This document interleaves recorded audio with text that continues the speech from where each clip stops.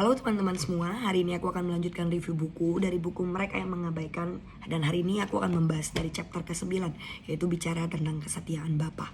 Nah teman-teman, pasti setiap kita pengen dikelilingi oleh orang-orang yang setia di dalam hidup kita. Kita pasti pengen punya pertemanan yang dikelilingi oleh orang yang setia. Kita pasti pengen kalau punya pasangan juga setia. Kita pengen kalau punya partner kerja juga setia, yang gak nipu, gak yang aneh-aneh. Tapi itu pasti yang kita pengenin. Gak ada orang yang pengen, oh aku pengen ibaratnya kenal dengan orang yang tidak setia, dikhianati, merasakan kekecewaan. Gak ada. Setiap orang pasti pengen dikelilingi oleh orang-orang yang setia.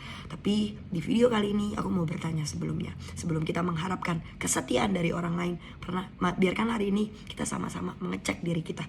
Apakah diri kita ini sudah menjadi orang yang setia? Nah di buku ini Bishop Dave memberikan pengajaran yang bisa dikatakan chapternya juga bisa dibilang adalah bagaimana biar setiap kita ini menjadi senior atau gembala yang setia atau menjadi pemimpin yang setia gitu.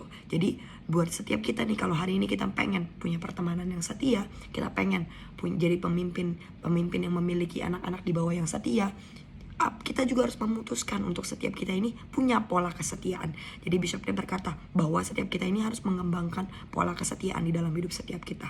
Karena di dalam bab ini kita akan belajar, kita dapat melihat bagaimana Bapa Surgawi itu menunjukkan kesetiaannya kepada Tuhan Yesus saat Tuhan Yesus diutus ke bumi gitu. Jadi hari ini kita dapat belajar apa aja sih ciri-ciri pemimpin yang setia, yang memiliki kesetiaan. Nah salah satunya adalah pemimpin yang bekerja. Di Yohanes 5 ayat 17 berkata seperti ini, tetapi ia berkata kepada mereka, Bapakku juga bekerja sampai sekarang, maka aku pun juga bekerja. Kita harus tahu, kita untuk menjadi seorang pemimpin, kita juga harus menjadi teladan.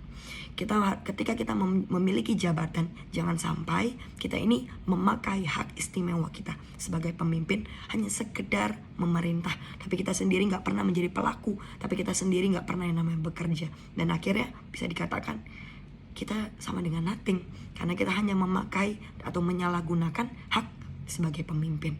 That's why yang namanya teladan itu jauh lebih besar daripada apa yang keluar dari mulut kita. Teladan kita akan berbicara lebih besar dari apa yang kita katakan teori-teori atau mungkin khotbah-khotbah sharing-sharing kita. That's why teladan lebih berbicara besar di dalam hidup setiap kita.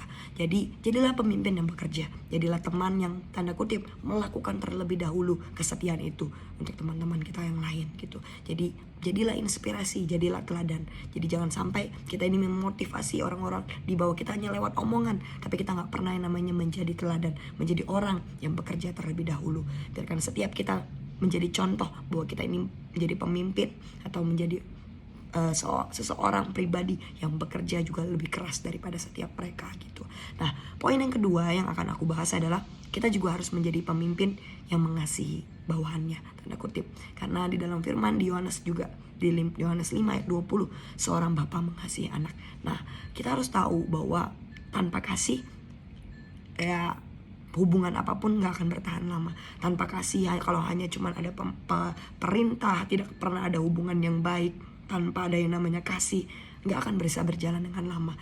Bapa sangat mengasihi Tuhan Yesus yang hari itu diutus. Jadi setiap kita juga harus menjadi pemimpin yang mengasihi orang-orang di bawah hidup setiap kita. Ketika orang yang kita pimpin tahu bahwa mereka itu dikasihi, pasti mereka tanda kutip mau mengikuti kita dengan kesetiaan. Jadi mereka gak mungkin yang namanya menjadi merasa terlalu berbeban berat ketika mengikuti kita dalam tanda kutip. Jadi penting buat setiap kita juga menjadi pemimpin yang terus menabur kasih. Bukan hanya menabur pengajaran, bukan hanya menabur didikan, bukan hanya menabur tanda kutip sesuatu yang kita pikir ya hanya didikan, hanya tongkat didikan, tapi kita gak pernah yang namanya menabur kasih. Jadi penting sekali untuk setiap kita juga mengasihi orang-orang di bawah kita gitu. Kesetiaan itu sifatnya itu bisa dikatakan lebih dalam daripada apa yang kita lihat. Kesetiaan itu somehow lebih dari sekedar mengikuti perintah yang harus dipatuhi gitu. Kesetiaan itu adalah bagian dari hati yang somehow tidak terlihat.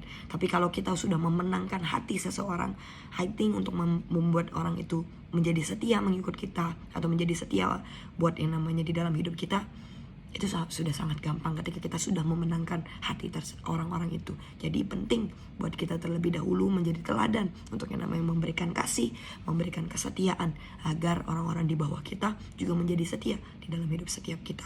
Jadi kita ini harus bukan lagi hanya memikirkan diri kita sendiri, tapi kita juga harus jadi orang-orang yang mau tahu tentang keadaan orang-orang lain gitu. Jadi tunjukkan kesetiaan. Orang akan banyak menunjukkan kesetiaan mereka kepada pemimpin yang menunjukkan kasih yang tulus, kepedulian di dalam hidup setiap mereka. Jadi ayo tunjukkan kesetiaan dengan yang namanya kasih. Jangan sampai kita menyalahgunakan kepemimpinan, jabatan dengan hanya memakai hak untuk yang namanya memberikan perintah, tapi nggak pernah menjadi teladan, nggak pernah bekerja. Dan jangan sampai kita memimpin tapi tanpa kasih di sana. Kita hanya memberikan sebagai rutinitas, kita hanya memberikan tanda kutip didikan, ajaran, tapi kita nggak pernah mengasihi orang-orang di bawah kita. Jadi I think 2 poin ini sangat bagus di dalam pribadiku sendiri, bahwa ternyata dalam memimpin sangat dibutuhkan hal ini, teladan dan juga kasih. Jadi I hope dari video ini bisa memberkati setiap teman-teman. Thank you buat setiap teman-teman yang sudah menonton video ini. God bless.